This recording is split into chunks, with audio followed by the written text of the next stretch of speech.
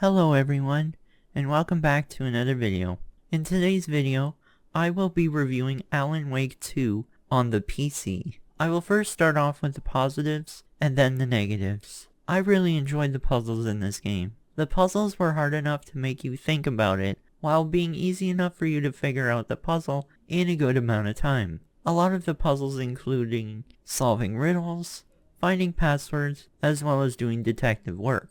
The story was very well done. I know there was a lot of discourse online during the release of this game because I noticed a lot of people did not enjoy the game because there seemed to be far less gameplay and they centered more on the story rather than the gameplay. I will admit that I was on the side of not really classifying this as a game, and I thought it was a waste of time to have a story like this when they can just make a movie. Since playing the game though, my mind has changed. While playing the game, I was thinking in my head that there should be a different classification for a game like this. I think we should have a new genre of game called puzzle horror, because that's basically what this game is. Sure, there are gameplay aspects to this game, but I will say for sure that they put a lot more care into the story, and that's fine for me, because it's put in a certain category where it's technically a game, but really if you look at it, it's not.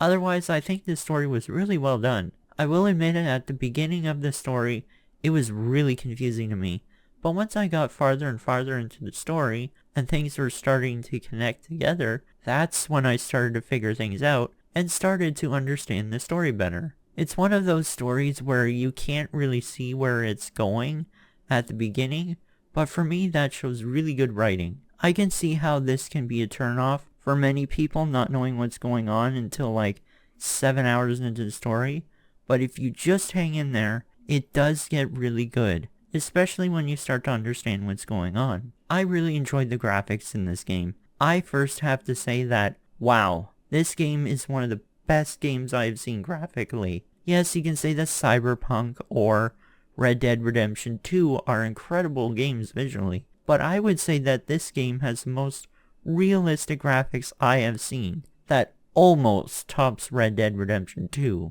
I honestly don't know how they managed to do it, but it's just incredible to see. I also really like how they incorporated live action into the game. This is something I'm surprised that other games haven't tried, and that is to incorporate real actors into the game, and they have really good set pieces. I don't know how much of their budget they put into the live action commercials as well as scenes, but they did an incredible job. I especially like the musical part of the game. I've heard a lot of praise for this part of the game, and I gotta say it's pretty cool. I think it's cool gameplay wise, because you see all these live action bands playing, and the dancing scene, and you're walking through it, and it's just something you've never experienced in a game before, so it's really neat to see.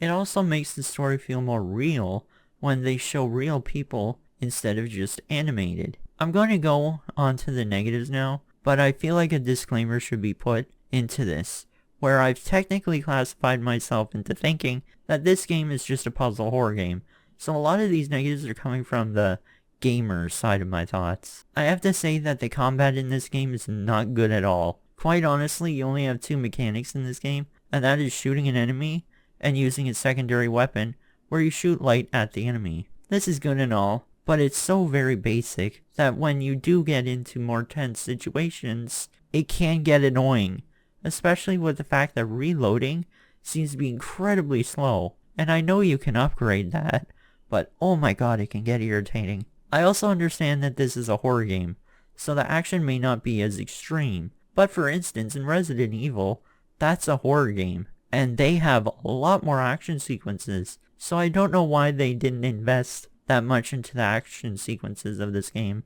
Speaking of Resident Evil, another aspect of this game I didn't really enjoy was the inventory system. For me personally, there's no point in the inventory system, because it never really mattered to me. The way the inventory system works is you have a certain amount of slots, and each weapon or health kit will take up an inventory slot, and once all of those slots are full, you can no longer pick up items. For instance, let's say you have 10 slots, and your pistol takes up 1 slot. Then you have ammo that takes up 5 slots. Then you pick up a rifle that takes up 4 slots. What this means is that if you find a better weapon or something else that you really like, you will have to sacrifice an item in order to put this item in your inventory. That sounds good, but the problem is in this game, you only really need a pistol and some ammo and a health kit. The reason why this is an issue is because the way the inventory is made is to make you pick certain weapons and items strategically for your playthrough. Whereas in this game, if the weapons are fine from the very beginning, then it really takes the horror survival out of the game.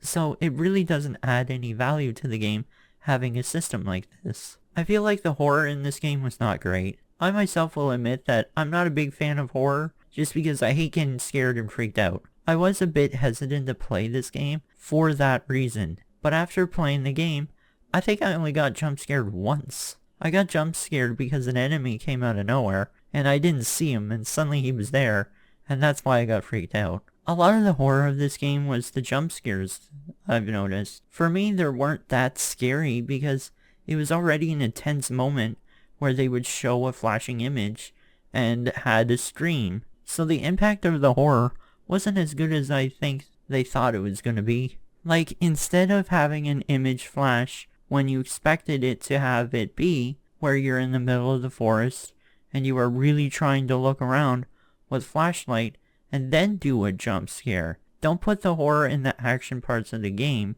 because that defeats the purpose of the horror, in my opinion. Ironically, the scariest parts of the game were the parts when you were going through the forest in the pitch black with just the light.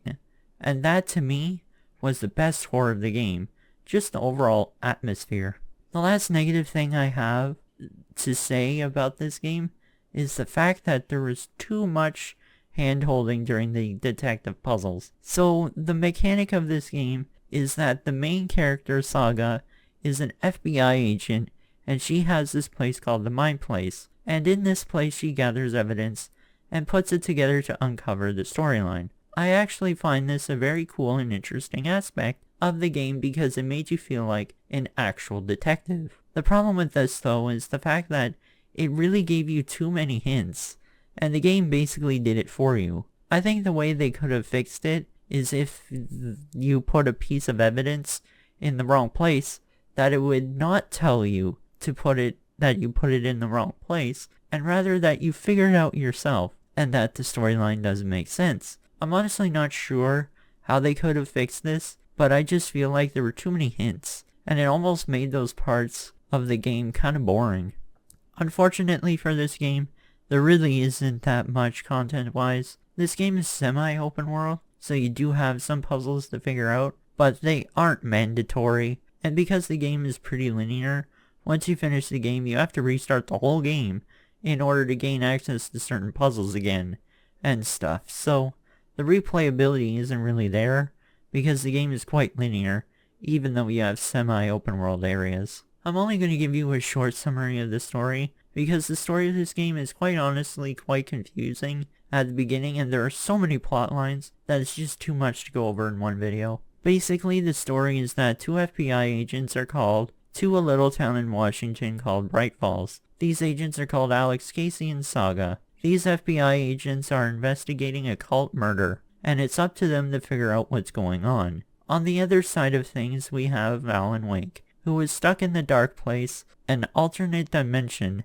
that traps people in there forever, exposing them to their worst fears and nightmares. The story coincides with each other, and in the end it's up to Saga and Alan Wake to stop an evil force called Scratch. Scratch is an evil force that haunts people from the dark place and has the same appearance as Alan Wake himself. I think that's a pretty good summary of this story, without spoiling anything, because there are some pretty good twists in the game, and I just don't want to ruin it for anyone because the game is just that good story-wise, and I don't want to ruin it, and I want you to experience it for yourself. Overall, Alan Wake 2 is a fantastic game, at least story-wise, and I would highly suggest this game to anyone who loves story, but I do have to warn you that it is quite confusing in the beginning, but once you start to put things together throughout the game, it does get easier to understand. Otherwise, If you're looking for a game that is scary as well as action-based, then I would go for something more like Resident Evil